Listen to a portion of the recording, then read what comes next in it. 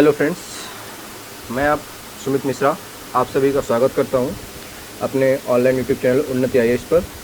जैसा कि पिछली क्लास में हमने बताया था कि हमारा अगला का जो कॉन्सेप्ट होगा यूपी पुलिस री एग्ज़ाम की जो आपका क्लास चल रहा है, इसमें जो हमारी अगली क्लास होगी वो संविधान पर ही होगी, जिसमें हमारा टॉपिक होगा हम मूल अधिकार पर डिस्कस कर रहे होंगे।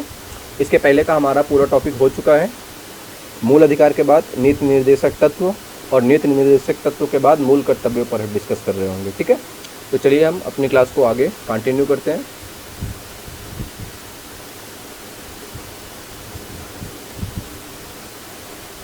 चलिए, तो अब सबसे पहला जो कंसर्न आता है आपका वो ये आता है कि मूल अधिकारों का उल्लेख कहाँ पर है। तो संविधान के भाग 3 में मूल अधिकार दिए गए हैं और इनको हमने सबसे पहले अमेरिका से लिया है, क्योंकि अमेरिका ही वो देश था जिसने सर्वप्रथम पहली बार लिखित रूप में मूल अधिकार दिए थे। तो मौलिक अधिकार हैं ये, और हमारे भाग 3 में उल्लिखित हैं संविधान के। भाग 1 में आपने संघ एवं राज्य क्षेत्र पढ़ा था, भाग 2 में आपने नागरिकता पढ़ी थी और भाग 3 में आप मूल अधिकार पढ़ रहे हैं। अनुच्छेद की बात करें तो अनुच्छेद 12 से 35 तक है जो भाग 3 में सम्मिलित है।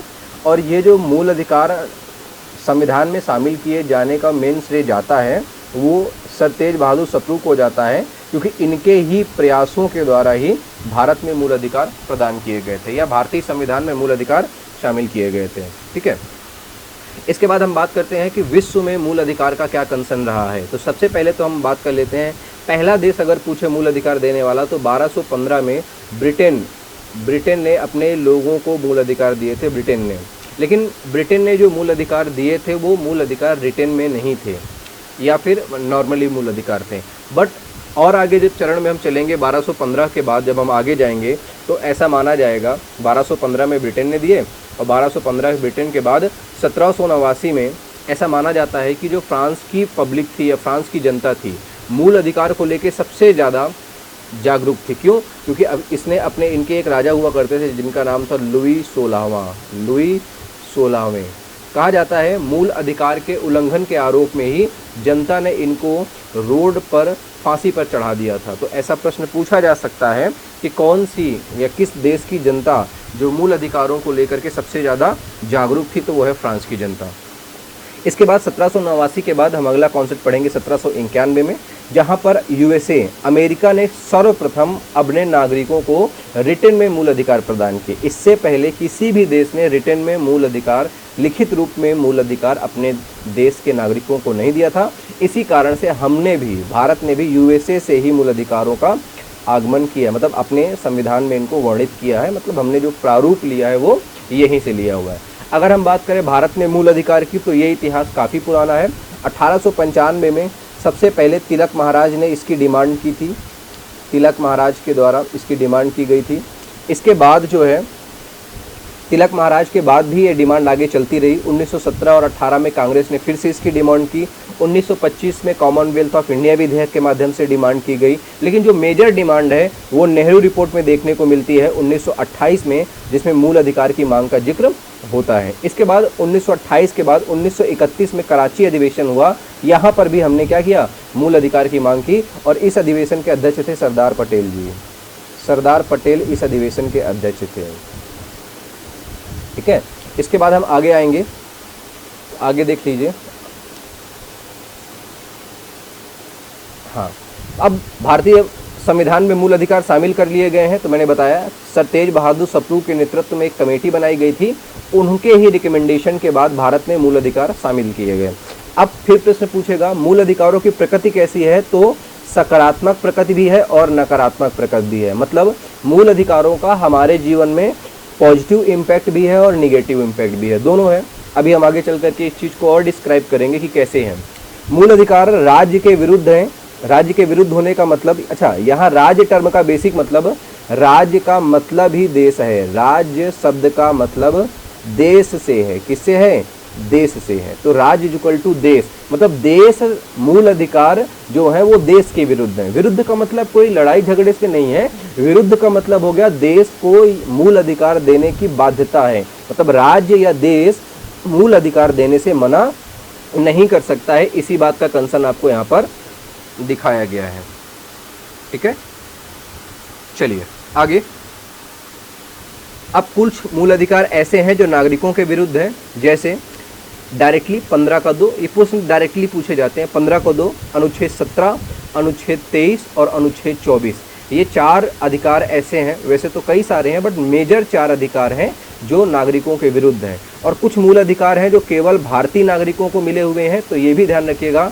अनुच्छेद 15, अनुच्छेद 16, अनुच्छेद 19, अनुच्छेद 29 और अनुच्छेद 30, ये आपके 5 मूल अधिकार ऐसे हैं जो केवल भारतीय नागरिकों को प्रदान किए गए हैं। पहले हमारे जो मूल अधिकार थे उनकी संख्या 7 थी, और अभी वर्तमान में इनकी संख्या कितनी है?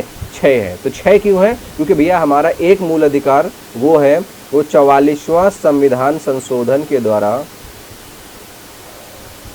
44वां संविधान संशोधन के द्वारा एक मूल अधिकार था जिसे हम बोलते हैं संपत्ति का अधिकार। संपत्ति का अधिकार, इसे क्या कर दिया गया है? इसे समाप्त कर दिया गया है। क्या कर दिया गया भैया? इसे समाप्त कर दिया गया है। ठीक है, तो ध्यान रखिएगा, 44वें संविधान संशोधन के द्वारा इसको क्या कर दिया गया है? समाप्त कर दिया गया है। पहले 7 थे, अभी वर्तमान में 6 हैं। वो 6 कौन कौन से मूल अधिकार हैं वो देख लेते हैं। पहला अधिकार है आपका समानता का अधिकार, जो अनुच्छेद 14 से अनुच्छेद 18 तक लिखा है। दूसरा है आपका स्वतंत्रता का अधिकार, जो अनुच्छेद 19 से अनुच्छेद 22 तक वर्णित है। इसके बाद है शोषण के विरुद्ध अधिकार, जो अनुच्छेद 23 और 24 में उल्लेखित है। इसके बाद है धार्मिक स्वतंत्रता का अधिकार, जो अनुच्छेद 25 से 28 तक उल्लेखित है। इसके पश्चात शिक्षा और संस्कृति का अधिकार है, जो अनुच्छेद 29 और 30 में उल्लेखित है।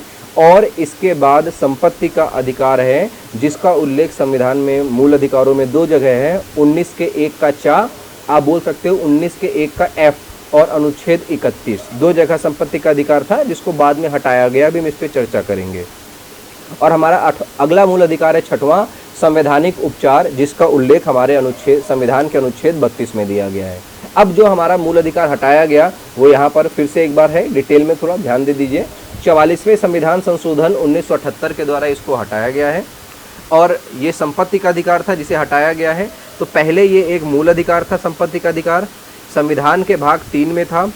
अनुच्छेद 31 और अनुच्छेद 19 के 1 का चा, या आप 19 के 1 का एफ भी बोल सकते हैं। ठीक है, अब मूल अधिकार का मतलब हो गया राज्य मूल अधिकार प्रदान करने के लिए बाध्य होता है। ठीक है, लेकिन अब इसको मतलब ये पहले था, लेकिन 44वें संविधान संशोधन के द्वारा इसको इस कैटेगरी में इधर बदल दिया गया है।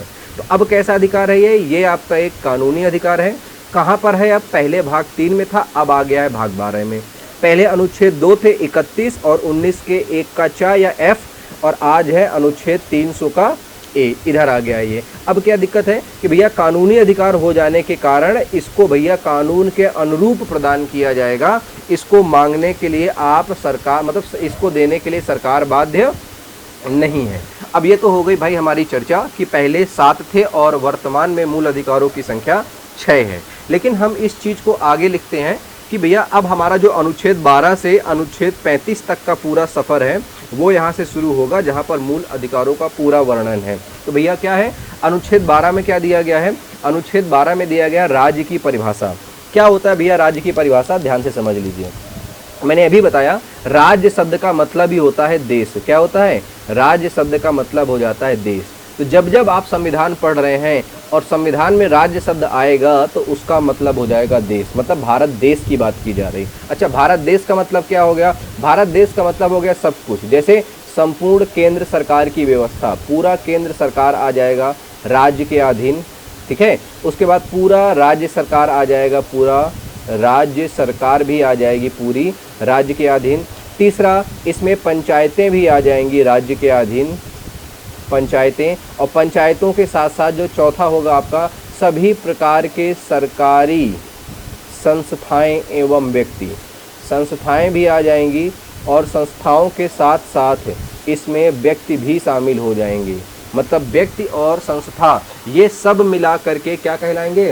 राज्य कहलाएंगे। तो जब भी राज्य टर्म का प्रयोग किया जाए कि भैया राज्य क्या है, तो या ऐसा बोला जाए कि राज्य आपके साथ ये भेदभाव नहीं कर सकता, या राज्य आपके साथ वो भेदभाव नहीं कर सकता, तब आपको इस बात का ध्यान रखना है कि राज्य शब्द का बेसिक अर्थ पूरे देश से है, जहाँ पे केंद्र सरकार, राज्य सरकार, पंचायतें, सरकारी संस्थाएं और सरकारी व्यक्ति सब शामिल है। इसके बाद हमारा अनुच्छेद 13 है। तो अनुच्छेद 13 एक तरह से सुप्रीम कोर्ट को मूल अधिकार का संरक्षक बताता है। अनुच्छेद 13 जो है, ये अनुच्छेद 13 शुरू होता है जो सुप्रीम कोर्ट को संरक्षक बताता है किसका? मूल अधिकार का। एफआर का संरक्षक बताएगा किसको? सुप्रीम कोर्ट को। क्यों बताएगा, मतलब कैसे होगा, ये चीज़ ध्यान रखिए। मान लीजिए अगर कोई कैसे भी प्रकार से आप भारत में रहते हैं और आपके मूल अधिकार का हनन होना है, तो ये दो ही प्रकार से हो सकता है, या तो स्वयं सरकार कानून बनाकर आपके मूल अधिकार का हनन करे, या फिर कोई व्यक्ति या संगठन आपके मूल अधिकार का हनन करे। दोनों ही कंडीशन में सुप्रीम कोर्ट आपकी सुरक्षा के लिए तत्पर है। अगर सरकार कोई ऐसा कानून बनाती है जो आपके मूल अधिकार को सीमित करे या कंट्रोल करे या कम करे, तो उसको भी अनुच्छेद 13 के तहत सुप्रीम कोर्ट के द्वारा संरक्षण प्रदान किया जाएगा। बट अगर किसी व्यक्ति के द्वारा आपके मूल अधिकार का हनन होगा, तो सुप्रीम कोर्ट अनुच्छेद 32 के तहत संरक्षण देगा और हाई कोर्ट अनुच्छेद 226 के तहत संरक्षण प्रदान करेगा। मतलब सुप्रीम कोर्ट और हाई कोर्ट दोनों संरक्षण प्रदान करेंगे। तो इस बात का विशेष ख्याल रखिए आप लोग। एक प्रश्न और पूछा जा सकता है कि भारतीय संविधान का सबसे महत्वपूर्ण अनुच्छेद कौन सा है, तो आपको मार्क करना है अनुच्छेद 13। यहीं पर बताया गया है, ये भारतीय संविधान का सबसे महत्वपूर्ण अनुच्छेद है। चलिए आगे चलते हैं। तो अनुच्छेद 13 में भी 3 भाग है टोटल। अनुच्छेद 13 का फर्स्ट, 13 का सेकेंड और 13 का थर्ड। 13 का फर्स्ट क्या करता है? आच्छादन का सिद्धांत है। क्या भैया? आच्छादन का सिद्धांत है। ये आच्छादन का सिद्धांत क्या कहता है? मतलब सरकार द्वारा पूर्व में बनाया गया कोई कानून, पूर्व में बनाया गया कानून, मतलब अभी नहीं, जो कानून पहले का है, अभी का कोई कानून नहीं, अगर कोई पहले का कोई कानून है वो, तो अगर ये आपके मूल अधिकार का हनन करेगा, मूल अधिकार का हनन करेगा, इस कानून को क्या कर दिया जाएगा? इस कानून को शून्य कर दिया जाएगा। मतलब ऐसा कोई भी कानून जो आपके मूल अधिकार का हनन करे, भले ही उसे पहले कभी बनाया गया हो, वो शून्य हो जाएगा। पृथक्करणिता का सिद्धांत क्या कहता है कि अगर वर्तमान में सरकार कोई कानून बनाए, वर्तमान में कोई सरकार कानून, वर्तमान कोई कानून मतलब सरकार ऐसा कोई कानून बनाए वर्तमान में जो आपके मूल अधिकार का हनन करे, वो भी क्या हो जाएगा? वो भी हो जाएगा, शून्य हो जाएगा। वो भी क्या हो जाएगा? शून्य। और इसका तो अभी तत्कालीन एग्जाम्पल है आपका, एक आईटी एक्ट आया था, आईटी एक्ट आया था 2000 में। कब आया था? 2000 में। इसको संशोधन किया गया था, IT act amendment, IT act amendment हुआ था 2020 में, और इसमें लोगों की प्राइवेसी पर झांकने की परमिशन मांगी थी सरकार ने। इसको सुप्रीम कोर्ट ने, ये वाला अमेंडमेंट वाला जो पोर्शन था, इसको सुप्रीम कोर्ट ने रद्द कर दिया है। क्या कर दिया है? सुप्रीम कोर्ट के द्वारा रद्द कर दिया गया। इस बात का विशेष ध्यान रखिएगा। आगे आ जाइए, अनुच्छेद 14। अनुच्छेद 14 क्या कहता है भैया? विधि के समक्ष समता और विधियों में समान संरक्षण की बात करता है अनुच्छेद 14। तो विधि में समक्ष समता का क्या मतलब है? भारत के अंदर बनाया गया कोई भी कानून या इस कानून के अंतर्गत सभी व्यक्ति क्या होंगे? एक समान होंगे, अलग अलग नहीं होंगे। और ये पूरा जो व्यवस्था है वो कहाँ से ली गई है? ब्रिटेन से। और ब्रिटेन से ही विधि का शासन भी लिया गया है, रूल ऑफ लॉ बोलते हैं इसको। अगला, विधि में समान संरक्षण की बात की जाए, इसका मतलब हो गया कि अगर किसी कानून में किसी प्रकार का संरक्षण प्रदान किया गया है तो वो भी भैया आपको यहीं से मिलेगा, मतलब अनुच्छेद 14 के तहत मिलेगा। और ये पूरा प्रावधान लिया गया है यूएसए से लिया गया है। ठीक है, इसके बाद अनुच्छेद 15 की तरफ हम चलते हैं। तो अनुच्छेद 15 का अनुच्छेद 15 में कुल 6 भाग हैं। 6 तो हम सारे नहीं पढ़ेंगे, बट हमारे लिए जो इम्पोर्टेंट है हम उनको देख लेते हैं। तो अनुच्छेद 15 का एक क्या कहता है कि केवल धर्म, मूल वंश, जाति, लिंग और जन्म स्थान, इसके आधार पर अगर राज्य भेदभाव करता है, अगर कौन भाई भेदभाव करता है? राज्य भेदभाव करता है। और मैंने अभी बताया राज्य का अर्थ है देश से, तो भैया ऐसा नहीं हो पाएगा, प्रतिबंध लगाता है ये अनुच्छेद, साफ साफ लिखा हुआ है। अनुच्छेद 15 का 2 क्या कहता है? अगर सार्वजनिक स्थान मतलब पब्लिक प्लेसेस पे, बस स्टैंड, रेलवे स्टेशन या अन्य ऐसे किसी जगह पर इन्हीं 5 आधारों पर जो ऊपर लिखे हुए हैं, धर्म, मूल वंश, जाति, लिंग और जन्म स्थान, इसके आधार पर भेदभाव नहीं होगा। लेकिन कौन भेदभाव नहीं करेगा? व्यक्ति द्वारा, मतलब आम आदमी भी इन आधारों पर लोगों के साथ भेदभाव नहीं कर सकता है। ये अनुच्छेद 15 का 2 कहता है। इसके बाद अनुच्छेद 15 में ही शिक्षण संस्थानों में आरक्षण की बात की गई है। इसी अनुच्छेद में शिक्षण संस्थानों में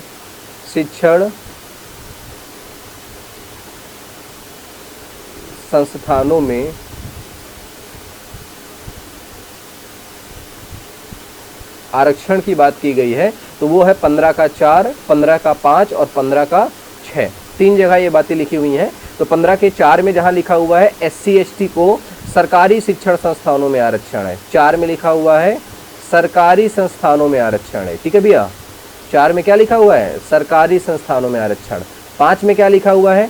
SC ST को प्राइवेट संस्थानों में आरक्षण। और 6 में क्या लिखा हुआ है? EWS economically weaker section, EWS को भैया 10% का आरक्षण दिया गया शिक्षण संस्थानों में, और ये अभी हाल ही में दिया गया है, 2019 में दिया गया है। इस चीज़ को आप विशेष ध्यान में रखिएगा। आगे आ जाइए, हम अनुच्छेद 16 की तरफ बढ़ते हैं। तो अनुच्छेद 16 में लोक नियोजन के अवसर की समानता की बात की गई है। लोक नियोजन क्या होता है भैया? जो आप सरकारी नौकरी की तैयारी कर रहे हैं, तो सरकारी नौकरी में जो अवसर मिलेंगे वो सभी को एक समान मिलेंगे। ये बात बोलता है अनुच्छेद 16 का 1 बोलता है। और क्या कहता है ये? और कहता है कि भैया 16 का 2 कहता है कि 7 आधार पर, कितने आधार पर? 7 आधार पर राज्य कोई भेदभाव नहीं करेगा। राज्य भेदभाव कौन कौन से ये 7 आधार हैं? धर्म के आधार पर, जाति के आधार पर, मूल वंश के आधार पर, लिंग के आधार पर, जन्म स्थान के आधार पर, उद्भव के आधार पर और निवासी स्थान के आधार पर। इन 7 आधार पर सरकार मतलब राज्य जो है वो भेदभाव आपके साथ नहीं करेगा, ये कहता है अनुच्छेद 2। ये दोनों अच्छे हैं, लेकिन अनुच्छेद 16 का 4, अनुच्छेद 16 का 4 का A और B और 16 का 5 या 6, ये सारे अनुच्छेद जो हैं ये आपको दिखाते हैं कि राज्य चाहे तो भेदभाव कर सकता है। सरल शब्दों में पहले के जो 2 मूल अधिकार हैं आपके, पहले के जो 2 मूल अधिकार हैं 16 का 1 और 16 का 2, ये सकारात्मक है, और ये 4 जो नीचे दिख जाएंगे ये नकारात्मक है। तो 16 के 4 में क्या लिखा हुआ है? सरकारी नौकरी में जातिगत आरक्षण, और किसके लिए भैया? SC SC और ST के लिए है। OBC का भी है, वो भी मार्क कर लीजिए। SC ST और OBC का है। SC ST को 1951 में दिया गया था और OBC को 1992 में दिया गया था। ठीक है, ध्यान में रखिएगा। इसके बाद 16 के 4 का A क्या कहता है? पदोन्नति में आरक्षण, मतलब रिजर्वेशन इन प्रमोशन की बात करता है 16 का 4 का A, और कैरी फॉरवर्ड रूल की बात करता है 16 के 4 का B। 16 का 4 का A 77वें संविधान संशोधन द्वारा और 16 का 4 का B 81वें संविधान संशोधन के द्वारा जोड़ा गया। पदोन्नति में आरक्षण मतलब कि जो प्रमोशन होता है उसमें भी रिजर्वेशन दिया गया है कैटेगरी को। ठीक है, SC ST को आरक्षण दिया गया है। अग्रनयन का सिद्धांत बहुत सिंपल सा है। इसमें क्या होता है, अगर मान लीजिए इस बार कोई वैकेंसी आई है और किसी कारण से कैटेगरी में वो फिल नहीं हो पाई है, तो उन पदों को आगे आने वाली वैकेंसी में एज एडिशनल या एक्स्ट्रा पदों के रूप में जोड़ा जाएगा। ठीक है, रिक्त पदों के रूप में नहीं, एक्स्ट्रा पदों के रूप में जोड़ा जाएगा। वो चीज़ आपको ध्यान में रखनी पड़ेगी। ठीक है, चलिए आगे चलते हैं। 16 का 6 क्या कहता है? सरकारी नौकरी में EWS को आरक्षण दिया गया है 10% का, और ये दिया गया है अभी 103वां संशोधन जो हुआ आपका, 103वां संशोधन 2019 में। ठीक है, चलिए आगे चलते हैं। इसके बाद हम अब बात कर लेते हैं अनुच्छेद 17 की। क्या है अनुच्छेद 17 में? अस्पृश्यता का अंत, मतलब छुआछूत के अंत की बात की गई है। किसी भी व्यक्ति के साथ आप छुआछूत का व्यवहार नहीं कर सकते, यही बात अनुच्छेद 17 कहता है। और इसके संबंध में सरकार के द्वारा कई सारे एक्ट बनाए गए हैं, जैसे SC ST एट्रोसिटी एक्ट बनाया गया है, हरिजन एक्ट बनाया गया है, भारतीय अस्पृश्यता अधिनियम बनाया गया है, जिसमें अस्पृश्यता को एक दंडनीय अपराध की तरह कहा गया है, जिसमें अगर आप किसी के साथ अस्पृश्यता करते हैं तो 6 माह तक की जेल और 500 रुपये तक का जुर्माना आप पर लग सकता है। ये चीज़ आपको मार्क करनी है अनुच्छेद 17 में। और अनुच्छेद 18 में क्या है भैया, उपाधियों का अंत। उपाधियां क्या होती हैं, अगर नाम के आगे या नाम के पीछे कोई आप एडिशनल शब्द लगाते हैं तो उसे उपाधियां कहा जाएगा। तो और अनुच्छेद 18 कहता है कि ऐसा कोई भी शब्द आप प्रयोग में नहीं ला सकते हैं, परंतु अगर इस शब्द, जो शब्द लगाया जा रहा है नाम के आगे या पीछे, अगर ये शिक्षा से संबंधित है या सेना से संबंधित है तो बाकी आप इन दोनों का प्रयोग कर सकते हैं। जैसे अगर आपने शिक्षा में आपने पीएचडी की उपाधि प्राप्त कर ली है तो आप अपने नाम के आगे डॉक्टर लगा सकते हैं, ऑफिशियल डॉक्टर लगा सकते हैं, कोई दिक्कत वाली बात नहीं है। वैसे ही सेना में अगर आप कैप्टन या ब्रिगेडियर के पद पर हैं तो आप अपने नाम के आगे कैप्टन या ब्रिगेडियर शब्द को यूज कर सकते हैं। ये 18 के 1 में बताया गया है। केवल 2 ही प्रकार की उपाधियां आप लगा सकते हैं अपने नाम के ऊपर, एक सेना की और दूसरी शिक्षा की, ठीक है। इसके बाद आगे आ जाइए। इसी अनुच्छेद 18 के तहत जो भारत में विभिन्न पुरस्कार हैं, भारत रत्न, पद्म भूषण, पद्म विभूषण और पद्मश्री, ये इसी अनुच्छेद के तहत, अनुच्छेद 18 के तहत ही प्रदान किए जाते हैं। इनकी शुरुआत 1954 में हुई थी। 1977 में मोरारजी देसाई के द्वारा इनको बंद करा दिया गया था, लेकिन जब 1980 में पुनः इंदिरा गांधी की सरकार आई तो इनको पुनः से क्या करवा दिया गया, शुरू कर दिया गया। अब आगे क्या है कि अगर 18 का 3 क्या कहता है, सब क्लॉज है 18 का, कि अगर कोई विदेशी व्यक्ति जो भारत के किसी संवैधानिक पद पर विराजमान है और अगर उसको विदेश में ही कोई व्यक्ति कोई और उपाधि दे रहा है तब भी उसे हमारे राष्ट्रपति से अनुमति लेनी पड़ेगी। मतलब सरल शब्दों में कि कोई व्यक्ति है जो समानता भारत के किसी संवैधानिक पद पर है, उसे तब भी, हमारे देश का नहीं है बट फिर भी उसे कोई उपाधि ग्रहण करने के लिए हमारे राष्ट्रपति से अनुमति लेनी पड़ेगी। ये आपका पहला मूल अधिकार खत्म हो गया, जिसे हम बोलते हैं समानता का अधिकार। अगला आ जाएगा आपका स्वतंत्रता का अधिकार, आ जाएगा अनुच्छेद 19 से। अब अनुच्छेद 19 के भी सब क्लॉज हैं कई सारे, और अनुच्छेद 19 का 1 क्या कहता है, अनुच्छेद 19 का 1 क्या कहता है, वाक एवं अभिव्यक्ति की स्वतंत्रता। वाक का मतलब होता है बोलना और अभिव्यक्ति का मतलब हो जाता है बेटा अपने मन के विचारों को प्रकट करना। इन दोनों प्रकार की स्वतंत्रताएं आपको अनुच्छेद 19 के 1 के ए में दी गई हैं, ठीक है। उसके बाद अनुच्छेद 19 का 1 के ए में और कौन कौन से अधिकार हैं जो सुप्रीम कोर्ट ने परिभाषित कर रखे हैं। जैसे प्रेस की स्वतंत्रता, प्रेस मतलब मीडिया को ये इंडिपेंडेंसी दी गई है कि वो अपने अधिकारों का प्रयोग कर सकती है किसी भी घटना का आंखों देखा हालचाल वो प्रस्तुत करने के लिए। तीसरा, चुप रहने का अधिकार, ये आपका राष्ट्रगान के समय दिया गया है कि अगर मान लीजिए कोई व्यक्ति राष्ट्रगान के समय उनके सम्मान में, राष्ट्रगान के सम्मान में केवल खड़ा हो जा रहा है, राष्ट्रगान गा नहीं रहा है, तो ये भी उसका मूल अधिकार है, उसको गाने के लिए आप बाध्य नहीं कर सकते, ठीक है। इसके बाद शांतिपूर्वक धरना और प्रदर्शन का भी अधिकार आपको मिला हुआ है अनुच्छेद 19 के 1 के ए में। बस इतना याद रखिएगा, सब कुछ तो है लेकिन बंद का अधिकार आपके पास नहीं है। बंद का अधिकार मतलब बंद या हड़ताल जो होती है ना, बंद या हड़ताल,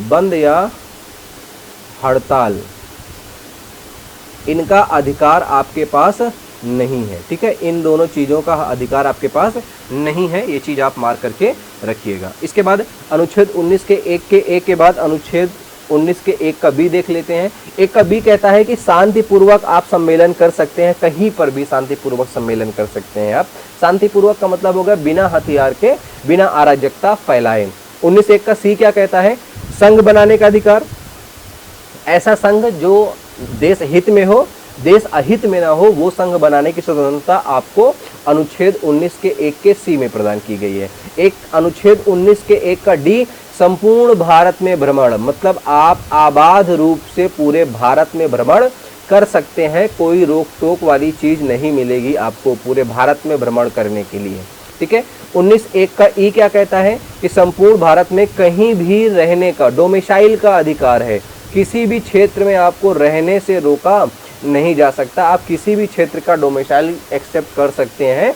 जैसे आप अभी वर्तमान में उत्तर प्रदेश के निवासी हैं, आप चाहे तो मध्य प्रदेश, छत्तीसगढ़, गुजरात किसी भी क्षेत्र के निवासी बन सकते हैं वहां पर कुछ दिन निवास करने के पश्चात। इसके बाद अनुच्छेद 19 का एफ क्या कहता है, संपत्ति का अधिकार, जिसे मैंने बताया था 44वें संविधान संशोधन के द्वारा, 44वें संविधान संशोधन के द्वारा समाप्त कर दिया गया है।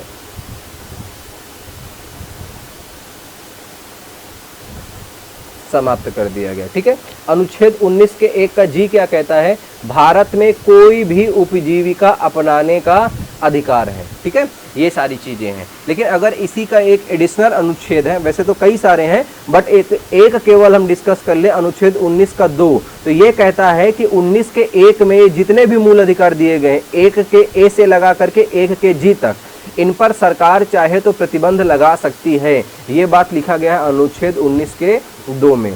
कारण क्या है ये समझ लीजिए। मान लीजिए 19 के 1 में जितने भी आपको मूल अधिकार बी सी डी इन सब में दिए गए हैं, इनको देने के चक्कर में किसी और को दिक्कत हो जाए तो भारत सरकार आपके इन मूल अधिकारों पर प्रतिबंध लगा सकती है। एग्जाम्पल देख लीजिए जरा सा।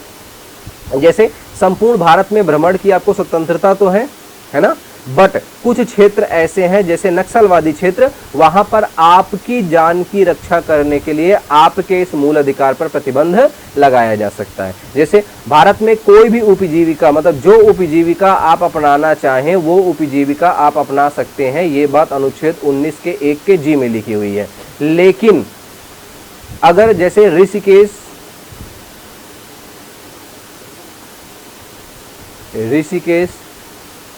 हरिद्वार, अयोध्या,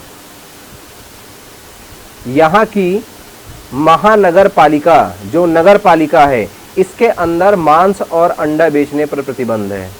मांस और अंडा बेचने पर प्रतिबंध है। ये क्यों लगाया गया है मैंने बताया आपको, ये इसीलिए लगाया गया है ताकि आपके इस चक्कर में किसी और की भावनाएं आहत ना हो। अगर ऐसा होता है तो आपके 19 के 1 में जितने भी मूल अधिकार मिले हैं, ये सारे यहाँ से यहाँ तक ये जो हैं, इन सब पर प्रतिबंध लगाया जा सकता है।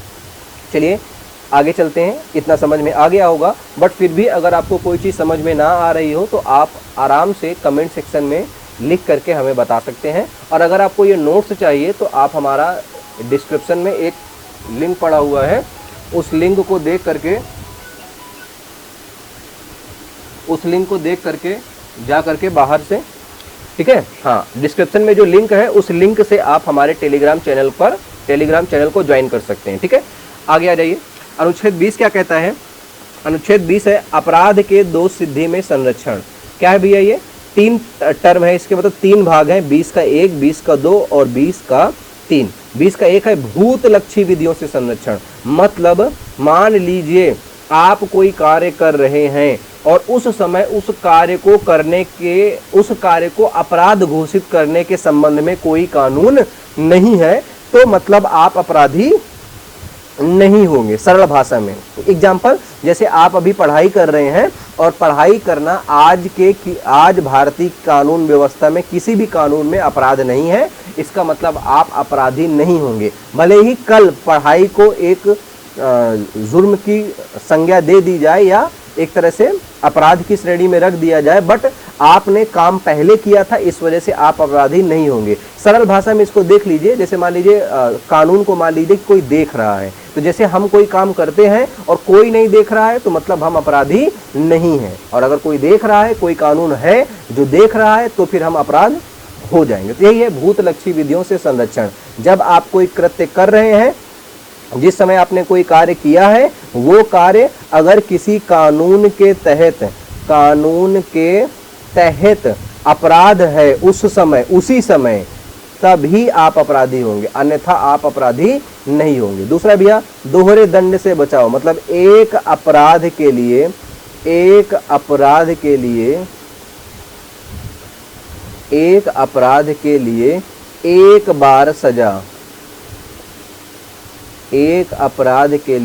एक बार सजा का प्रावधान है अनुच्छेद 20 के 2 में। आपको एक अपराध के लिए एक से अधिक बार सजा नहीं दी जाएगी। आत्म अभिशंसन से संरक्षण या मुक्ति इसमें है खुद के विरुद्ध साक्ष्य देने के लिए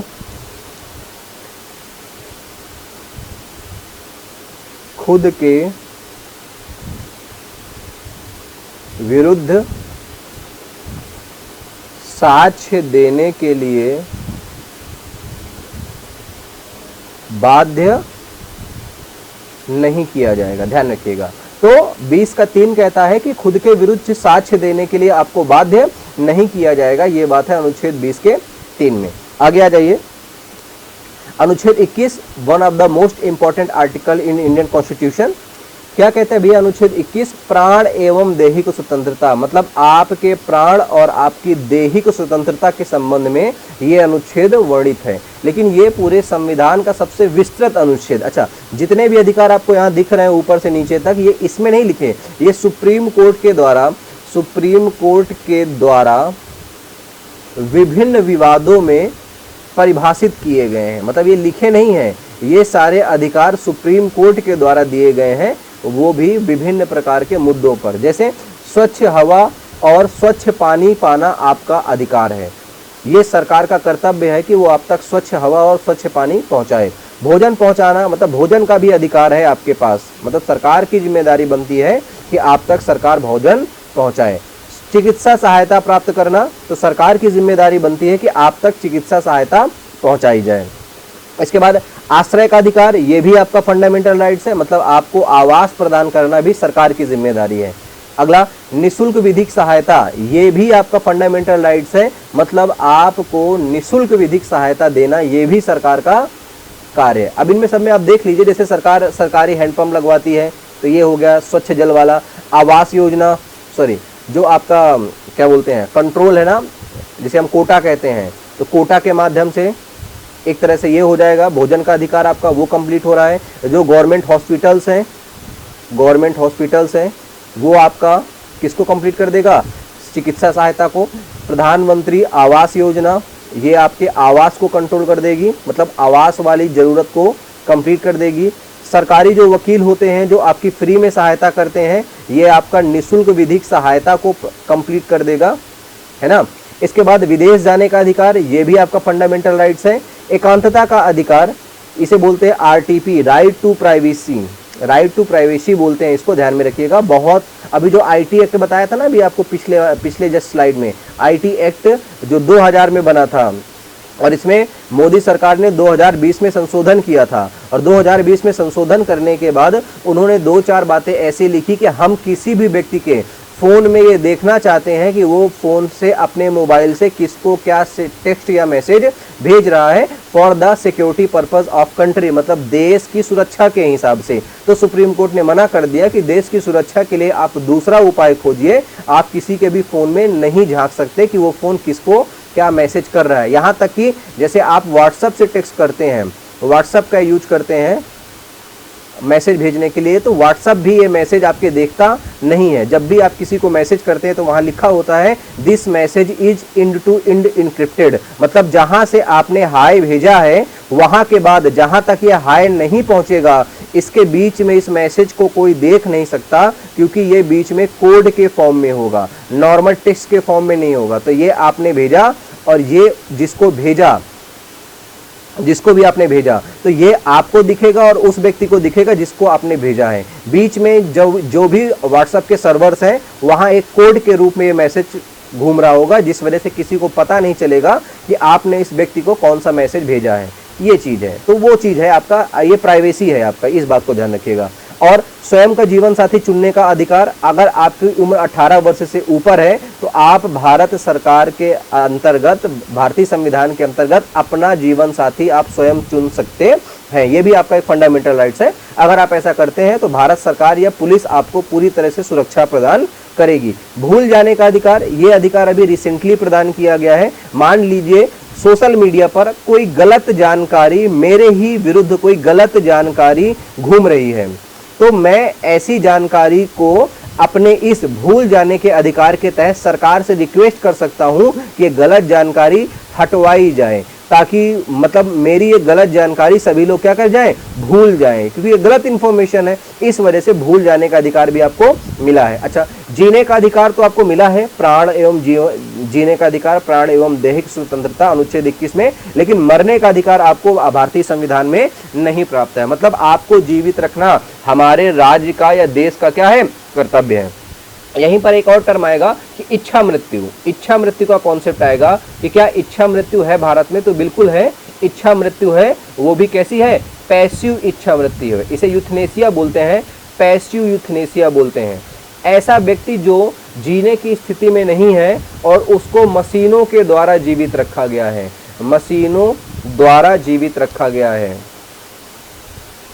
मशीनों द्वारा जीवित रखा गया है।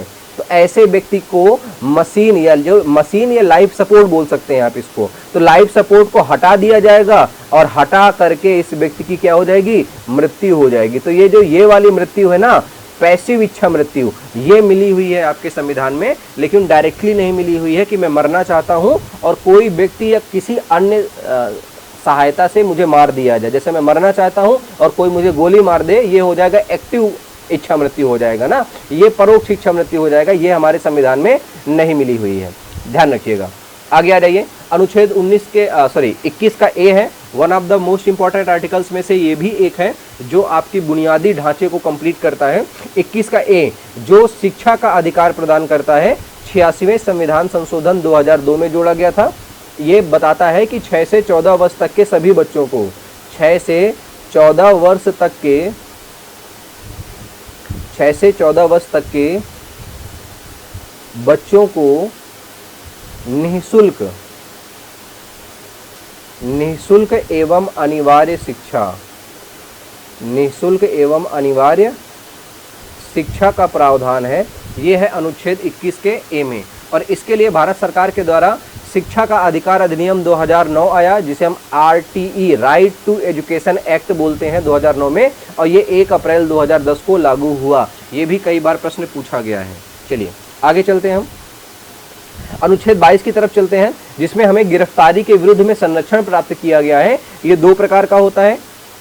जैसे एक होती है हमारी सामान्य गिरफ्तारी, कि हमने कोई नॉर्मल सा सामान्य अपराध किया है और हमारी IPC और CRPC के तहत, जो हमारा कानूनी समान नागरिक संहिता है, इनके तहत हमारी गिरफ्तारी हो जाए तो हमें 3 महत्वपूर्ण अधिकार मिलते हैं। जैसे गिरफ्तारी क्यों की गई है, इसका कारण जानने का आपको प्रॉपर फुल अधिकार है कि क्यों आपकी गिरफ्तारी हुई है। दूसरा, अपने मनपसंद अधिवक्ता, जो भी वकील आप चाहते हैं उस अधिवक्ता से आप सलाह ले सकते हैं, इसका भी आपको क्या मिला है, पूरा सपोर्ट मिलेगा यहाँ पे, ठीक है।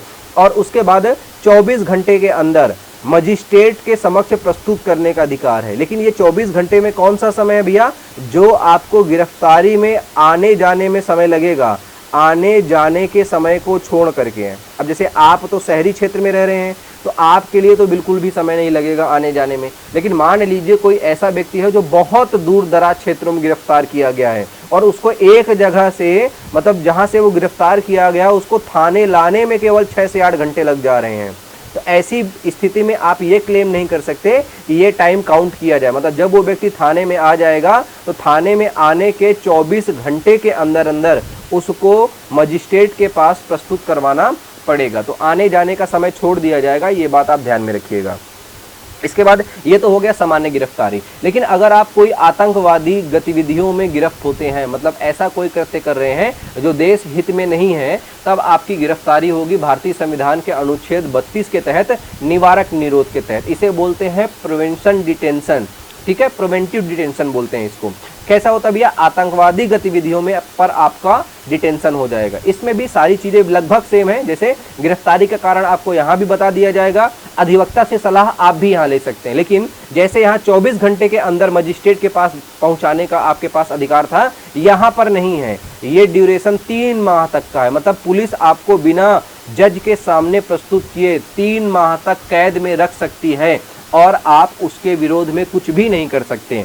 और इनके संबंध में, निवारक निरोध के संबंध में जो कानून बनाएगा, तो इसके संबंध में कानून का निर्माण कौन करेगा,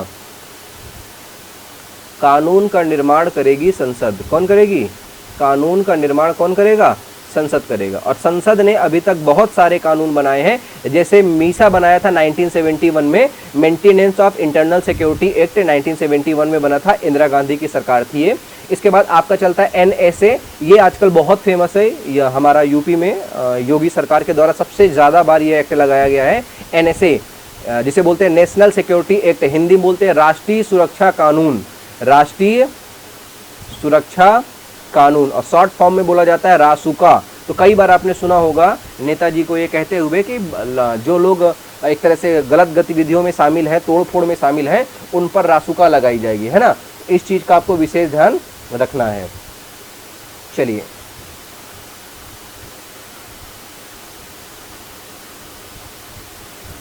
ठीक है, आगे आइए। इसके बाद टाडा बनाया गया, टेररिज्म एंड डिटेंशन एक्ट था ये भी, टेररिज्म एक्टिविटी को कंट्रोल करने के लिए टेररिज्म एक्टिविटी डिटेंशन एक्ट था ये भी। पोटा बनाया गया 2002 में, prevention and terrorism activity detention था ये भी। तो ये सारे एक्ट बनाए गए हैं आतंकवादी गतिविधियों को कंट्रोल करने के लिए। चलिए आगे आ जाइए, अनुच्छेद 22 आपका यहाँ से खत्म हो गया और आपका जो दूसरा मूल अधिकार था स्वतंत्रता का अधिकार, वो भी यहाँ से खत्म हो गया। अब आ जाएगा तीसरा मूल अधिकार, शोषण के विरुद्ध अधिकार, जहां पर अनुच्छेद 23 है, जहां पर मानव के बलात् श्रम पर रोक लगाई गई है। क्या है मानव का बलात् श्रम? बलात् श्रम का मतलब हो जाएगा मानव का गलत तरीके से उपयोग। जैसे आप मनुष्य को, ऐसे मनुष्य के साथ गुलामी आप मनुष्य से करवा लीजिए, गुलामी करवाना ये भी गलत है। दास प्रथा जो पहले चलती थी ये भी गलत है। दास प्रथा के साथ बेगारी ये भी गलत है। बेगारी समझते हैं ना, बिना पैसे के काम कराना। तो दास प्रथा, गुलामी, बेगारी, है ना, ये सब चीज़ें क्या है, एक तरह से बलात् श्रम में आती हैं। मतलब मनुष्य के साथ आप ऐसा नहीं कर सकते। और मनुष्यों का क्रय विक्रय, मतलब मनुष्य का क्रय और विक्रय भी नहीं कर सकते। क्रय विक्रय क्यों होता है भैया? जो आपके ऑर्गन्स हैं इनकी काला बाजारी के लिए मनुष्य का क्रय विक्रय भी होता है। और काला बाजारी के अलावा महिलाओं और बच्चों का क्रय विक्रय देह व्यापार के लिए भी होता है। तो ये भी यहाँ पर प्रतिबंधित है। महिलाओं एवं बच्चों का जो क्रय विक्रय हो रहा है वो भी क्या है, यहाँ पर प्रतिबंधित है, ध्यान में रखिएगा। इसके बाद अनुच्छेद 24 क्या कहता है? 6 से 14 वर्ष तक के बच्चों को बड़े कारखानों पर काम करने पर प्रतिबंध लगाया गया है। मतलब 6 से 14 वर्ष तक के बच्चे जो हैं वो बड़े कारखानों में कार्य नहीं कर सकते। ये आपका तीसरा मूल अधिकार खत्म हो गया। क्या है भैया? शोषण के विरुद्ध अधिकार जो था अनुच्छेद 23 और 24 में लिखा हुआ था। बस 2 ही अनुच्छेद थे यहाँ पर। अगला मूल अधिकार है आपका धार्मिक स्वतंत्रता का अधिकार, जो अनुच्छेद 25 से लगा करके अनुच्छेद 28 तक जाएगा। ठीक है, यहाँ तक जाएगा, 25 से 28 तक जाएगा। अनुच्छेद 25 क्या कहता है? किसी भी धर्म को आबाद रूप से मानने की जो स्वतंत्रता है वो अनुच्छेद 25 में दी गई है आपको। ठीक है, और क्या है, इसका खाली मानने की स्वतंत्रता नहीं है, इसके प्रचार प्रसार ये सारे काम करने की भी आपको पूरी आज़ादी। मतलब किसी भी धर्म को आप मान सकते हैं, किसी भी भगवान को आप आराध्य के रूप में पूज सकते हैं, उस धर्म के संबंध में प्रचार करना, प्रसार करना, ये सब बिल्कुल एकदम आप ये सब काम करने के लिए आप एकदम स्वतंत्र हैं। ठीक है, ये चीज़ है। बट एक चीज़ और है क्या, कि अगर आप किसी से जबरन जैसे धर्म परिवर्तन कराते हैं तो वो एक अपराध की श्रेणी में आएगा। ठीक है, यहीं पर लिख लीजिएगा, अनुच्छेद 25 में एक बहुत प्यारा प्रश्न पूछा जाता है कि सिख को कृपाण रखने का अधिकार, सिखों को कृपाण रखने का अधिकार, कृपाण रखने का अधिकार, सिखों को कृपाण रखने का अधिकार, ये भी अनुच्छेद 25 में ही दिया गया है। ठीक है भैया, ये भी आप मार्क कर लीजिएगा। तो सिखों को कृपाण रखने का अधिकार भी अनुच्छेद 25 में ही है। धार्मिक अनुष्ठान, अनुच्छेद 26 क्या कहता है? धार्मिक अनुष्ठान की बात करता है। धार्मिक अनुष्ठान क्या भैया? जो आपके धार्मिक कार्य हैं, उन धार्मिक कार्यों को करने के लिए या उनको करने में जो भी काम हो रहा है उनके लिए आपको पूरी आज़ादी मिलेगी। किसी प्रकार का कोई प्रतिबंध या दबाव नहीं लगाया जाएगा। जैसे अगर आप सनातन धर्म से बिलोंग करते हैं तो आप कीर्तन करा सकते हैं, भजन करा सकते हैं, कथा, जाप, अनुष्ठान, कोई भी किसी भी प्रकार का धार्मिक कार्य कराइए और किसी के व्यक्ति के द्वारा उस पर रोक नहीं लगाई जाएगी। मतलब ये आपकी स्वतंत्रता है एक तरह से। ठीक है, ये आपकी स्वतंत्रता है। और अगर आप गलती से कोई रोक लगाए तो आप पुलिस के पास जाकर उसकी शिकायत भी कर सकते हैं। अगला अनुच्छेद 27 क्या है? अगर किसी व्यक्ति की आय किसी धर्म के लिए खर्च हो रही हो तो जितनी आय धर्म के लिए खर्च हो रही होगी उसे टैक्स से मुक्त रखा जाएगा। मान लीजिए आपकी इनकम साल की 10 लाख रुपए है तो आप भारत सरकार के इनकम टैक्स के दायरे में हैं। बट अगर आप इन 10 लाख रुपए में 5 लाख रुपए दान कर देते हैं, मतलब किसी मंदिर में दान कर दे रहे हैं, तब आपके पास जो पैसा बचेगा वो केवल 5 लाख बचेगा और इस पर आपका टैक्स अब नहीं लगेगा, क्योंकि जो चीज़ आपने दान कर दी इस पर कोई टैक्स नहीं लगता। ठीक है, जो बच रहा है अगर ये टैक्स के दायरे में आएगा तो केवल इस पर टैक्स लगेगा और अगर नहीं आएगा तो इस पर कोई टैक्स नहीं लगेगा। ये बात ध्यान रखिएगा। अगला है अनुच्छेद 28, धार्मिक शिक्षा का प्रावधान है। धार्मिक शिक्षा मतलब कि भारत सरकार ने जितने भी एजुकेशनल संस्थान बनाए हैं इन संस्थानों में धार्मिक शिक्षा नहीं प्रदान की जा सकती है, यह अनुच्छेद 28 कहता है। बट अनुच्छेद 28 एक और बात कहता है कि अगर मान लीजिए कोई संस्थान धार्मिक शिक्षा देने के लिए ही बनाया गया है, एग्जाम्पल गुरुकुल और मदरसा, तो वहां पर आप धार्मिक शिक्षा आराम से दे सकते हैं, कोई दिक्कत वाली बात नहीं है। तो ये हो जाएगा आपका धार्मिक स्वतंत्रता का अधिकार अनुच्छेद 28 में। इसके बाद अनुच्छेद 29 और 30 ये है आपके शिक्षा और संस्कृति के अधिकार हैं, जो अल्पसंख्यक वर्ग या एक तरह से जनजातियों के विशेष अधिकारों के क्षेत्र में आएंगे। ये 2 आर्टिकल हैं आपके, ये 29 और 30। अल्पसंख्यक वर्ग के हितों का संरक्षण क्या है भैया, जो इनका कल्चर है, मतलब इनकी जो संस्कृति है, अल्पसंख्यक वर्गों के संस्कृति का संरक्षण किया जाएगा। किसके द्वारा? सरकार के द्वारा। इनकी संस्कृति में सब कुछ आ जाएगा, इनका पहनावा। तभी आपने देखा होगा माइनॉरिटीज जैसे मुस्लिम संप्रदाय को या जनजातियों को कुछ विशेष अधिकार मिले होते हैं उनकी संस्कृति को बचाने के उद्देश्य से। तो ये बात अनुच्छेद 29 में लिखी गई है। इसके बाद अनुच्छेद 30 क्या कहता है? अल्पसंख्यक वर्ग के शिक्षण संस्थानों की स्थापना एवं संचालन का पूर्ण अधिकार। मतलब अगर अल्पसंख्यक वर्ग चाहे तो सरकार उनके लिए शिक्षण संस्थान बना के देगी और सरकार उनको नहीं चलाएगी, अल्पसंख्यक वर्ग ही इनको चलाएगा। मतलब सरकार केवल उस शिक्षण संस्थानों को बना करके उनका जो स्थान है वो किसको सौंप देगी? अल्पसंख्यक वर्ग को सौंप देगी। ठीक है, इसके बाद आ जाइए, ये 30 हो गया। अनुच्छेद 21 संपत्ति को विधि के अधीन ही छीना जा सकता है, ये बात लिखी हुई है अनुच्छेद 31 में, और ये अभी फिलहाल समाप्त हो चुका है। इसके कई सारे सब क्लॉज हैं, बट उस पर आज हम चर्चा नहीं करेंगे क्योंकि हम वनडे एग्जाम के हिसाब से अपना रिवीजन कर रहे हैं, तो हम विस्तृत चर्चा नहीं करेंगे। अगर आप विस्तृत चर्चा करना चाहते हैं तो डिस्क्रिप्शन में एक यूट्यूब का लिंक आपको और मिलेगा, जो इसका मेन चैनल है उन्नति IAS के नाम से, उन्नति IAS के नाम से। इस चैनल पे आपको क्लासेस डिटेल्स में मिलेंगी, लेकिन जो वनडे एग्जाम वाला चैनल है यहाँ पर आपको बेसिक क्लासेस मिलेंगी जो आपके वनडे एग्जाम के लिए अति आवश्यक हो सकती है। अगला हमारा जो 6वां मूल अधिकार है वो है संवैधानिक उपचारों का अधिकार। बाबा साहेब भीमराव अंबेडकर ने इसी अनुच्छेद को संविधान की आत्मा कहा है, ध्यान रखिएगा। तो 2 प्रश्न पूछे जाएंगे, किस संविधान की आत्मा किसे कहा गया है, तो याद रखिएगा तब आपका जवाब प्रस्तावना होगा। लेकिन अगर यही चीज सेम बात रिपीट करें कि बाबा साहेब के अनुसार, मतलब बाबा साहेब भीमराव अंबेडकर के अनुसार संविधान की आत्मा किसे कहा गया है, तो आपको ध्यान में रखना है भैया, ये कहा गया है किसको? अनुच्छेद 32 को। चलिए एक प्रश्न बताइए, संविधान सभा से एक प्रश्न है जो आप सभी से पूछ रहा हूँ, कमेंट सेक्शन में जवाब दीजिएगा कि बाबा साहेब भीमराव अंबेडकर का चुनाव संविधान सभा में किस क्षेत्र से हुआ था? क्षेत्र का मतलब आपको शहर बताना है, किस शहर से चुनाव हुआ था।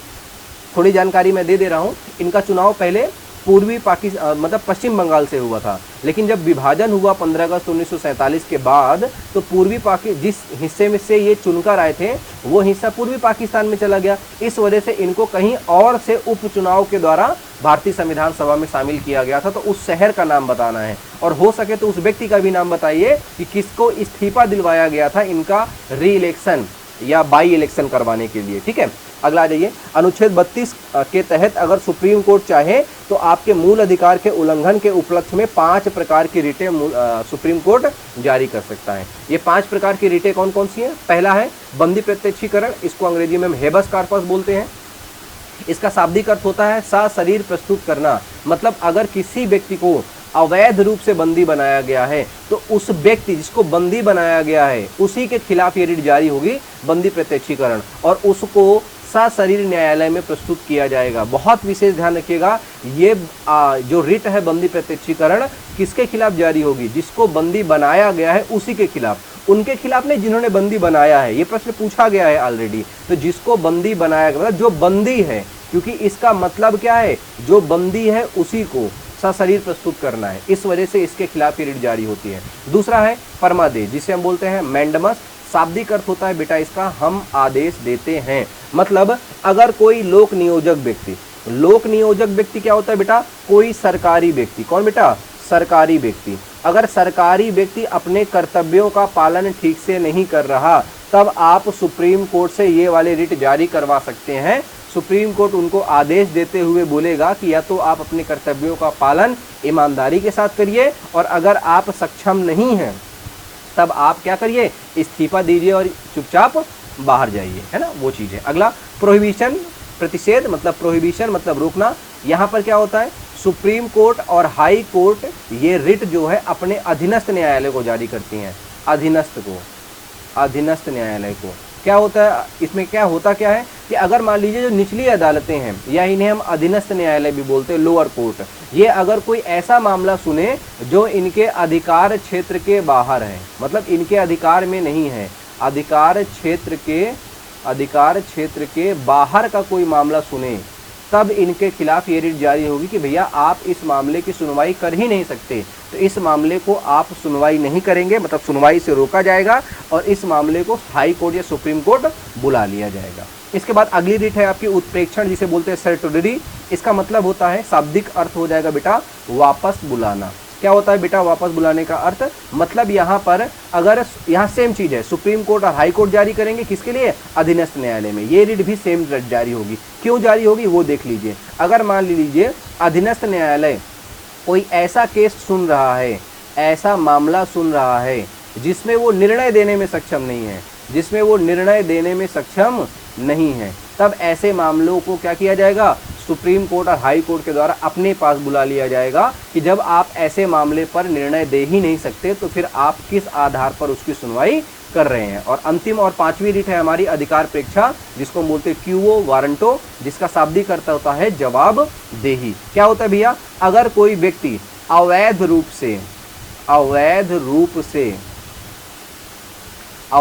से किसी अन्य की शक्तियों का प्रयोग करे, किसी अन्य की शक्तियों का प्रयोग करे, ठीक है, तब क्या हो जाएगा, ये तब हो जाएगा अधिकार प्रेक्षा। ठीक है, या एग्जाम्पल जैसे आप लोग कई बार आप रेलवे में सफ़र करते हैं तो आपने देखा होगा टीसी होता है, मतलब टीसी टिकट कलेक्टर होता है, जिसको जो एकमात्र व्यक्ति है जो आपकी टिकट चेक करने का अधिकार एकमात्र व्यक्ति के पास है, वो है टीसी। लेकिन आपने कई बार देखा होगा पुलिस जो है वो क्या करती है, पुलिस के अधिकारी या पुलिस के जो कांस्टेबल होते हैं पैसे के चक्कर में आपसे टिकट पूछते हैं, तो ये उनके अधिकार क्षेत्र के बाहर है। मतलब आप इनके अगेंस्ट ये रिट जारी करा सकते हैं और इसके क्षेत्र में पुलिस वालों की जॉब भी जा सकती है। ये कोई भी ऐसा व्यक्ति जो गलत तरीके से काम कर रहा है, किसी दूसरे का दुरुपयोग कर रहा है, ऐसी कंडीशन में उसकी जॉब चली जाएगी। ये चीज़ आपको अनुच्छेद 32 के सब क्लॉज 5 में मिलेगा, जहां पर आप अधिकार प्रेक्षा नामक रिट जारी करवा सकते हैं। इसके बाद आ जाइए आगे, तो आगे आएंगे हम 32 हो गया अनुच्छेद 33 पे डिस्कस कर लेते हैं। क्या भैया, सुरक्षा बलों के मूल अधिकार पर प्रतिबंध लगाया गया है। मतलब हम सबको तो मूल अधिकार दे रहे हैं, लेकिन हमारी जो आर्मी है, आर्मी के मूल अधिकारों पर, कुछ मूल अधिकारों पर हमने प्रतिबंध लगा रखा है, और ये सिर्फ इस वजह से ताकि देश की अखंडता बनी रहे। जैसे हमारी जो थल सेना है, थल सेना को बोलने का अधिकार नहीं है, किसी भी सेना को बोलने का अधिकार नहीं है। क्यों? क्योंकि भैया अगर आप क्योंकि आप एक सेंसिटिव जर्नी में है, मतलब आप एक सेंसिटिव भारत के सिक्योरिटी डिफेंस में हैं आप, तो आपके पास सुरक्षा के संबंध में बहुत सारी जानकारी होगी, तो इसका आप कहीं पर भी खुलेआम इसको पब्लिकली बोल नहीं सकते, है ना, कि कौन सा प्लान होने वाला है, कहाँ हम क्या करने वाले हैं, ये सारी चीज़ें आप बोल नहीं सकते। और कई बार तो शिकायत करने पर भी, मतलब आर्मी में एक कंसर्न है कि कुछ भी हो जाइए आप शिकायत नहीं कर सकते, तो शिकायत करने पर भी आपको टर्मिनेशन दिया जाता है, आपका कोर्ट मार्शल हो सकता है। जैसे अभी से 4-5 साल पहले एक आर्मी के जवान ने खाने को लेकर के कंप्लेन कर दी थी, वीडियो में आकर के दाल और रोटी दिखा करके कि भैया ये जो खाना है एकदम बेकार है, और आर्मी ने उसको सम्मान नहीं किया, उसके खाने की गुणवत्ता को लेकर कुछ कमेंट नहीं किया, जबकि सीधा उन जो हमारे सैन्य सुरक्षा बल जो व्यक्ति थे उनका कोर्ट मार्शल कर दिया गया। क्योंकि आर्मी की पॉलिसी है कि आप भैया किसी भी प्रकार से क्या नहीं कर सकते, शिकायत नहीं कर सकते। तो पहला शिकायत नहीं कर सकते, दूसरा आप बोल भी नहीं सकते। तो जो 19 के 1 में हमारा सबसे महत्वपूर्ण अधिकार है वही हमारी आर्मी के पास नहीं है, 19 के 1 का ए जो है, ठीक है। इसके बाद हमारा एक आर्मी और है जिसे हम, मतलब जो इनर आर्मी है, पुलिस बोलते हैं जिसको हम, उसके पास संघ बनाने का अधिकार नहीं है। मतलब पुलिस जो है वो संघ नहीं बना सकती, यूनियन नहीं बना सकती, जो 19 के 1 के सी में आपको दिया गया है। और भी बहुत सारे अधिकार हैं जो हमारे सुरक्षा बलों को प्राप्त नहीं है देश की एकता और अखंडता के संबंध में। अगला आ जाइए, अगर अनुच्छेद 34 क्या कहता है, आर्टिकल 34 क्या कहता है कि अगर किसी क्षेत्र में सेना की विधि लागू हो, सेना की विधि क्या होता है भैया, आर्मी या मार्शल लॉ बोलते हैं इसको, मतलब ऐसा क्षेत्र जहां पर कानून व्यवस्था सेना संभाल रही हो, तो तो वहां आपके सभी मूल अधिकारों पर रोक लगाई जा सकती है। जैसे सेना का एक विधि होता है जिसे हम कर्फ्यू भी बोलते हैं, तो वहां पर मार्शल लॉ है, सेना का कानून लागू है। ऐसी कंडीशन में आप अपने किसी भी मूल अधिकार को क्लेम नहीं कर सकते कि भैया नहीं, हमको हमारा मूल अधिकार चाहिए ही चाहिए। ठीक है, इसके बाद आ जाइए अनुच्छेद 35। और अनुच्छेद 35 क्या कहता है कि संसद चाहे तो हमारे मूल अधिकार में संशोधन कर सकती है, और संशोधन अभी तक 2 बार हुआ है। 86वें संविधान संशोधन के द्वारा 21 का ए जोड़ा गया था, जहां पर शिक्षा का अधिकार जोड़ा गया, और 44वें संविधान संशोधन के द्वारा संपत्ति का जो अधिकार है, राइट टू प्रॉपर्टी, इसको हटा दिया गया, आरटीपी, राइट टू प्रॉपर्टी, तो इसको भी हटा दिया गया है। तो ये पूरा हो गया आपका मूल अधिकार। और भाग 3 के बाद हमारा जो अगला चर्चा होगा वो होगा भाग 4 में, जिसे हम बोलते हैं DPSP, directive principle of state policy. Directive principle of state policy, जिसका मतलब हो जाता है भैया भारत के नीति निर्देशक तत्व। कहाँ उल्लेखित है भैया? भाग 4 में है। अनुच्छेद कौन सा भैया? अनुच्छेद 36 से अनुच्छेद 51 तक है। और कई बार पूछा गया किस देश से लिए गए हैं, तो आयरलैंड से लिए गए हैं। एक पूछा जाएगा किस कमेटी की सिफारिश पर आए थे, तो ये भी याद रखिएगा, सर तेज बहादुर सप्रू समिति की सिफारिश पर आए थे। मूल अधिकार और डीपीएसपी दोनों ही सर तेज बहादुर सप्रू की सिफारिश पर आए हुए हैं, बिल्कुल ध्यान रखिएगा, पूछा जाने वाला प्रश्न है। अगला, डीपीएसपी से भारत को क्या फायदा है, मतलब संविधान में, तो भारत को एक कल्याणकारी राज्य बनाने की संकल्पना देता है। पूछा जाएगा भारत एक कल्याणकारी राज्य है, ये शब्द या इसका उल्लेख कहाँ पर है, तो आप सीधा सीधा जवाब में या ऑप्शन में क्या देखेंगे, क्या कहीं पर डीपीएसपी या भारत के नीति निर्देशक तत्व लिखा हुआ है या नहीं है। या इसे दूसरी तरह से पूछा जाएगा, बहुजन हिताय और बहुजन सुखाय का कॉन्सेप्ट भारतीय संविधान में कहाँ दिया गया है, सेम आंसर डीपीएसपी। या पूछा जा सकता है बहुजन हिताय और बहुजन सुखाय का शाब्दिक अर्थ क्या है, तो अधिकतम लोगों की अधिकतम खुशी का जो कंसर्न है वो है आपका बहुजन हिताय और बहुजन सुखाय में। आगे चलते हैं, अब अनुच्छेद 36 से हम अनुच्छेद 51 तक चर्चा करेंगे। ठीक है, तो अनुच्छेद 36 में क्या है, यहाँ पर राज्य की परिभाषा है, किसके संबंध में, डीपीएसपी के संबंध में। डीपीएसपी मतलब वही नीति निर्देशक तत्व के संबंध में राज्य की परिभाषा है। और क्या लिखा है वो अनुच्छेद 36 में, कि वही राज्य शब्द का वही मतलब होगा जो अनुच्छेद 12 में मूल अधिकार के लिए हुआ है। आगे आ जाइए, अनुच्छेद 37 क्या कहता है, राज्य डीपीएसपी देने के लिए बाध्य नहीं है। देखो मैंने बताया था कि मूल अधिकार देने के लिए तो राज्य बाध्य था, और अगर राज्य मूल अधिकार नहीं देगा तो हम न्यायालय जा सकते थे। लेकिन यहाँ साफ साफ लिखा हुआ है 37 में कि राज्य जो है वो डीपीएसपी मतलब नीति निर्देशक तत्व देने के लिए बाध्य नहीं है। इसका मतलब अगर उल्लंघन हो जाए या राज्य ये चीज ना दे, तब ऐसी कंडीशन में हम कोर्ट या न्यायालय नहीं जा सकते हैं। ये चीज आप विशेष ध्यान रखिएगा।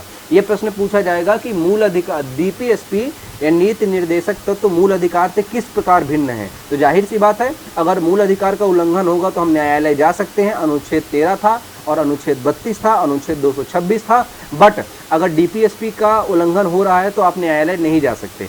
उल्लंघन का मतलब जो चीज़ मूल अधिकार में लिखी हुई है अगर सरकार नहीं देती तो न्यायालय जा सकते हैं, बट वही चीज़ अगर डीपीएसपी में लिखी हुई है और सरकार नहीं दे रही है तो उसको लागू कराने के लिए हम न्यायालय का दरवाज़ा नहीं खटखटा सकते हैं। अगला अनुच्छेद हमारा 38 है। 38 के 2 सब क्लॉज हैं। अनुच्छेद 38 का एक कहता है सामाजिक, आर्थिक और राजनीतिक न्याय। ध्यान रखिएगा, कई बार ये प्रश्न पूछा गया है, भारतीय संविधान में न्याय कितने प्रकार का है, कितने प्रकार का, ये बात ठीक है, न्याय कितने प्रकार का है ये ध्यान रखिएगा। भारतीय संविधान में न्याय कितने प्रकार का है ये पूछा गया है, कितने प्रकार का है, कितने प्रकार का है, तो याद रखिएगा ये 3 प्रकार का है, सामाजिक, आर्थिक और राजनीतिक। ये बात मैंने आपको पहले ही पढ़ा रखी है प्रस्तावना में। तो ये प्रश्न घूम करके भी पूछ सकता है कि भारतीय संविधान में न्याय का उल्लेख कहाँ कहाँ पर है, तो एक तो प्रस्तावना में उल्लेखित है और दूसरा डीपीएसपी में, ध्यान रखिएगा। दूसरा, आय की असमानता को कम करने का राज्य द्वारा प्रयास किया जाएगा। क्या भैया आय की असमानता क्या है, इनइक्वालिटी इन इनकम। जैसे एक मजदूर जो पूरे दिन काम करता है वो दिन भर का 400 से 500 रुपए कमा पाता है। 400 से 500 रुपए मतलब हो गया, एक सेकेंड, हाँ 400 से 500 रुपए कमा पा रहा है जब एक मजदूर पूरे दिन भर काम कर रहा है। अगर 500 का एवरेज मान ले तो आप मान लीजिए वो 15,000 रुपए कमा पा रहा है, ठीक है। लेकिन वहीं पर एक एम्प्लॉई है, मतलब और कोई व्यक्ति या बिजनेसमैन एक दिन में 1.5 करोड़, मतलब एक महीने में 1.5 करोड़, कोई लाख, कोई 1000, मतलब बहुत कुछ कमा रहे हैं। तो ये जो इनइक्वालिटी है ना इनकम में, इसको कम करने का प्रयास किया जाएगा राज्य सरकार के द्वारा, बट अभी इसके संबंध में कोई खास प्रावधान सरकार के द्वारा नहीं किए गए हैं। आगे आ जाइए, अनुच्छेद 39 डीपीएसपी का, 39 के भी वैसे तो टोटल 6 क्लॉज हैं, बट हम 2 ही पढ़ेंगे, 39 का ए और 39 का सी। 39 का ए क्या कहता है, समान न्याय एवं निःशुल्क विधिक सहायता। ये अनुच्छेद 42वें संविधान संशोधन 1976 के द्वारा जोड़ा गया था। और सामान्य कार्य के लिए सामान्य वेतन, ये खासकर महिला और पुरुष के लिए है। किसके लिए है, महिला और पुरुष के लिए। जैसे जब एक ही काम के लिए एक महिला जाती है, मेल जाता है, और एक फीमेल जाती है, तो मेल को ज़्यादा सैलरी ऑफर की जाती है, और जबकि पुरुषों को ज़्यादा सैलरी और महिलाओं को उसी पद के लिए कम सैलरी ऑफर की जाती है। तो काम तो दोनों का एक समान है, बट इनके लिए क्या है, कंसर्न नहीं। अच्छा, एक इसका कंसर्न और आ जाएगा, जैसे आप गवर्नमेंट जॉब और प्राइवेट जॉब को देख लीजिए। अगर गवर्नमेंट में आप टीचर हैं तो आपको 15 से 25 हज़ार रुपये सैलरी मिलेगी, जबकि आप अगर उल्टा हो गया, अगर आप प्राइवेट में टीचर हैं तो भैया आपको कितना मिलेगा, 15 से 25 हज़ार सैलरी मिलेगी। और अगर वहीं आप गवर्नमेंट टीचर हैं तो आपको 60 से 70 हज़ार रुपये का वेतन देखने को मिलेगा। तो ये बात है, ये समान कार्य के लिए सामान्य वेतन वाला कंसर्न है। इसको भी सरकार प्रयास कर रही है, लेकिन इसके भी संबंध में कुछ खास काम अभी तक नहीं हो पाया है। इसके बाद अनुच्छेद 40 क्या कहता है, ग्राम पंचायतों का गठन। ग्राम पंचायतों का गठन 73वें संविधान संशोधन के द्वारा 1992 में किया गया है, और इसमें एक अनुसूची जोड़ी गई है, 11वीं अनुसूची जोड़ी गई है, 11वीं अनुसूची जोड़ी गई है। कुल 16 अनुच्छेद जोड़े गए हैं, और उसके बाद इस अनुसूची में कुल 29 विषय हैं। ये सारी चीज़ें आप मार्क कर लीजिएगा। और हमारे यहाँ जो पंचायत है वो मोस्टली कैसी है, त्रिस्तरीय। वैसे तो सभी प्रकार की पंचायत है हमारे यहाँ, एक एकल स्त्री भी है भारत में, 2 स्त्री भी है, 3 स्त्री भी है, और 4 स्त्री है। अगर आपसे कभी 4 स्त्री पंचायत का जिक्र करें तो याद रखिएगा पश्चिम बंगाल एकमात्र राज्य है भारत में जहाँ पर 4 स्त्री पंचायत है, ध्यान में रखिएगा, ठीक है। आगे आ जाइए, अनुच्छेद 41 क्या कहता है, सामर्थ्य अनुसार रोजगार शिक्षा प्रदान करना। तो सामर्थ्य के अनुसार आपको रोजगार शिक्षा मिलेगी, ये अनुच्छेद 41 कहता है। लेकिन बेगारी, बुढ़ापा, इन सारी दशाओं में आपको सरकार सहायता भी देगी। जैसे मान लीजिए आपको विधवा पेंशन है, वृद्धा पेंशन है, या बेरोजगारी भत्ता है, ये सब इसी अनुच्छेद के तहत सरकार के द्वारा दिया जाता है, क्योंकि सरकार इसी अनुच्छेद में लिखा हुआ है कि भैया अगर आपके पास सामर्थ्य नहीं है तो भैया ऐसी दशा में सरकार के द्वारा आपको क्या मिलेगा, हाँ, सरकार के द्वारा सहायता प्रदान की जाएगी। आगे आ रही है अनुच्छेद 42, कार्य की न्याय संगत दशा, मतलब काम करने का एक बेसिक स्ट्रक्चर दिया जाएगा आपको। ऐसा नहीं है कि आपसे कोई काम कराया जा रहा है और वहाँ पर जो कंडीशंस है वही अच्छी नहीं है, है ना। तो वो एक कार्य की न्याय संगत दशा, मतलब जो काम कराया जा रहा है उसके लिए जो बेसिक कंडीशंस है वो होनी चाहिए। और महिलाओं को प्रसूति के समय अवकाश, इसे मैटरनिटी लीव कहा जाता है, मतलब जब महिला गर्भवती होती है तो उसको पेड लीव दिया जाता है, मतलब छुट्टी दी जाती है जो पेड होती है, मतलब उसका वेतन, उनका वेतन, महिलाओं का वेतन मिलता है उस समय का भी, मतलब जो उनकी छुट्टियां हैं वो छुट्टियां तो चलेंगी लेकिन उसका वेतन दिया जाएगा। अभी इस वेतन में 50% वेतन तो सरकार देती है और 50% वेतन वो कंपनी देती है। और एक केस में अभी हाल ही फिलहाल में ये बात भी बोला गया है कि अगर कोई महिला गर्भवती है तो कोई भी कंपनी उन महिलाओं को हटा नहीं सकता है, ये भी बात बोली गई है, ये अनुच्छेद 42 में है। 43 में क्या है, निर्वाचन मजदूरी और कुटीर उद्योग को बढ़ावा। निर्वाचन मजदूरी का संबंध बेटा न्यूनतम मजदूरी से है, मतलब न्यूनतम मजदूरी आपको मिलनी चाहिए। बेसिक पे सरकार के द्वारा हमेशा डिसाइड किया जाता है कि किसी क्षेत्र में एक बेसिक पे कितना है, तो वो चीज़ है निर्वाचन मजदूरी आपको मिलनी चाहिए, न्यूनतम मजदूरी। और कुटीर उद्योग को बढ़ावा देने का जो कंसर्न है वो भी आपको यहीं से मिलना चाहिए, अनुच्छेद 43 में। आगे आ जाइए, 43 का ए और 43 का बी। 43 का ए क्या है, कर्मगारों का उद्योग के प्रबंधन में भाग लेना, मतलब जिनके भी संबंध में कानून बन रहा है उनका उस कानून में भाग लेना। जैसे आपने अभी देखा जो ट्रक ड्राइवर्स हैं उनके लिए सरकार द्वारा कानून बनाए गए थे, परंतु सड़क ड्राइवर्स ने हड़ताल की तो सरकार को वो कानून वापस लेने पड़े। तो यही कहने का मतलब है कि कम से कम अगर सड़क ड्राइवरों के लिए आप कानून बना रहे हो तो उन लोगों का उस कानून के बनने में भाग लेना आवश्यक है, क्योंकि वही बता पाएंगे कानून कैसा होना चाहिए। वही बात अनुच्छेद 43 के ए में लिखी हुई है जो 42वें संविधान संशोधन 1976 के द्वारा जोड़ी गई है। इसके बाद आ जाइए 43 का बी, सहकारी समितियों का गठन है, कोऑपरेटिव सोसाइटी है। ये 97वां संशोधन 2011 में आया था, 97वां संशोधन 2011 में आया था ये, ठीक है बेटा। हाँ, कोऑपरेटिव सोसाइटी की बात की गई है, ये भाग 9 का बी में है, इसको ध्यान रखिएगा। इसके बाद क्या भैया, अनुच्छेद 44 समान नागरिक संहिता, यूनिफॉर्म सिविल कोड कहा जाता है इसको। समान नागरिक संहिता का मतलब हो जाता है सभी के लिए एक समान कानून। तो क्या भारत में सभी के लिए एक समान कानून है? बिल्कुल है, लेकिन कैसा? अगर हम आपराधिक मामलों की बात करें, किसकी मामलों की बात करें भैया? आपराधिक मामलों की बात करें तो आपराधिक मामलों में सभी के लिए एक समान कानून है। कैसा भैया? सभी के लिए एक समान कानून है। लेकिन अगर हम सिविल मामलों की बात करें, सिविल मामलों की बात करें, सिविल मामले, तो सिविल मामलों में ये कानून एक समान नहीं है। आपराधिक मामले जैसे हत्या, मर्डर या फिर लूट, डकैती, तो इन पे तो सभी के लिए समान कानून है, कोई भी व्यक्ति हो उसको एक समान की सजा मिलेगी। लेकिन सिविल मामले जैसे विवाह या और भी विभिन्न प्रकार के जो अधिनियम हैं, वो विवाह, जैसे विवाह ही सबसे बड़ा कंट्रोवर्शियल है कि हिंदू मैरिज एक्ट, जो हिंदू नेटिव मैरिज एक्ट है 1955 का, हिंदू विवाह अधिनियम 1955, उसमें एक बात लिखी गई है कि हिंदू धर्म का या सनातन धर्म का कोई भी व्यक्ति एक बार में एक ही महिला से शादी कर सकता है। लेकिन वहीं पर अगर हम शरीयत के कानून की बात करें तो मुस्लिम पुरुष को एक साथ 3 शादियां करने का अधिकार दिया गया है। तो कहने का मतलब है कि ये तो दोनों अलग अलग मामले हो गए, और अनुच्छेद 15 के तहत उन मुस्लिम महिलाओं के साथ भेदभाव भी हो रहा है। तो बस इसी चीज को ध्यान में रखते हुए ये सारी बातें कही गई हैं। आगे अनुच्छेद 45 क्या है? 6 से कम उम्र के बच्चों के पोषण की जिम्मेदारी किसकी है? सरकार की है। और ये अनुच्छेद जोड़ा गया है, मतलब रिप्लेस किया गया है 86वां संविधान संशोधन 2002 के द्वारा, क्योंकि इसी अनुच्छेद में पहले 6 से 14 वर्ष तक के बच्चों के एजुकेशन की बात लिखी थी, लेकिन 86वां संविधान संशोधन के द्वारा ये बात 21 के ए में जोड़ दी गई मूल अधिकार में, और यहाँ पे इसको रिप्लेस कर दिया गया कि 6 से कम उम्र के बच्चों के पोषण की जिम्मेदारी सरकार की होगी। और सरकार इसी के संबंध में आंगनबाड़ी, मिड डे मील, बहुत सारी योजनाएं चलाती है। बट अभी भी अगर नहीं चलाएगी तो आप इसके अगेंस्ट कुछ कर नहीं सकते, बट सरकार फिर भी प्रयास कर रही है। अनुच्छेद 46 क्या है? SC, ST और दुर्बल वर्गों की शिक्षा के संबंध में या शोषण से बचाव के संबंध में सरकार द्वारा प्रावधान किए जाएंगे। तो इनके एजुकेशन के संबंध में भी सरकार प्रावधान करेगी, और कोई इनका शोषण ना करे इसके संबंध में भी सरकार के द्वारा प्रावधान किए जाएंगे। अगला अनुच्छेद 47 क्या कहता है? नागरिकों का पोषाहार स्तर सुधारा जाएगा। पोषाहार स्तर क्या होता है बेटा? आपको जो बेसिक न्यूट्रिशन मिलने चाहिए वो आपको मिलते रहने चाहिए।